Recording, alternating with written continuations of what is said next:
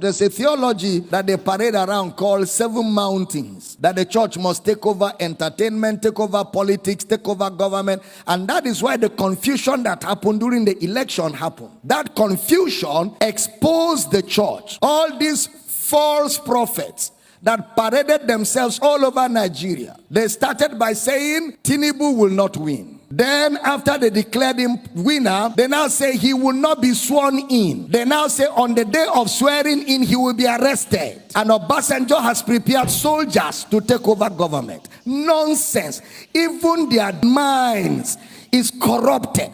And that is why we keep saying, calm down, let's teach you Bible. You call us heretics. Let ignorance disgrace you before the world. Some churches fasted and prayed for Tinubu to die. The man is your commander-in-chief. Deal with that. That's how when Buhari entered office, a lot of Christians began to say he will die. They even said when he went to outside the country that he will not come back alive. Christians, churches, that he will die. The man did 8 good years and went home younger than when he became president, to show that the Lord is upright and there is no unrighteousness in him. God is not a killer. And with these false prophecies, they have destroyed the faith of many people, because many people fasted and prayed sincerely that Tinubu should die, and their God traveled. So now if you ask them to pray, they are not sure God will answer. They have eroded their faith. They have shipwrecked their faith because of lack of understanding that there's a difference between the kingdom of God and the kingdom of this world. How many of you remember I told you that this thing,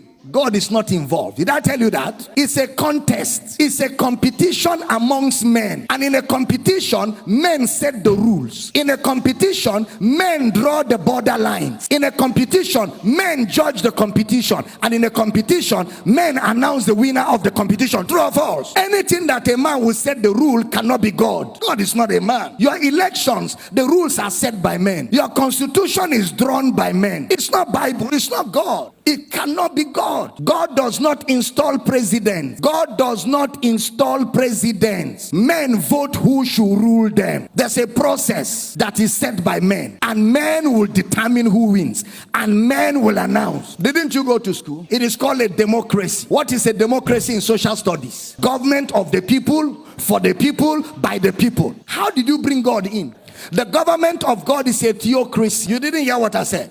The government of God is a theocracy. That is God's government over his people. There is no theocracy anywhere in the world. It is democracy all over the world. That is why preachers in America kept saying Donald Trump will win, and kept saying it. In fact, one woman of God was on television praying, oh God, send African angels, send African angels to come to America and make Donald Trump win. Look at caricature, disgracing themselves, men and women of God, embarrassing themselves before the world, before unbelievers, before other religions, making a caricature of themselves, allowing themselves to be overtaken by lust, ambition, and greed. All of us want Nigeria to be better, including myself. I want a better Nigeria. I want a great Nigeria. I want us to have the best of government. I want us to have development. I desire it so greatly. But it can never be the kingdom of God. It can never be. It is still the kingdom of men. It is still operated by men. And anything that men do can never be perfect. Anything that men are involved, anything that it is orchestrated by men, within the boundaries of men, it can never be perfect. Somebody even said that if Tinubu becomes president, we should amputate his leg. He said, amputate my leg. We're looking for him. Somebody even said he's a prophet. If Tinubu becomes president of Nigeria, there is no God in heaven. Look at that charlatan. That's a charlatan. That's what? A charlatan. Some churches, even pastors, stood on the pulpit and said, vote for this man. This man is the will of God. Let's fast and pray. How can a pastor be partisan?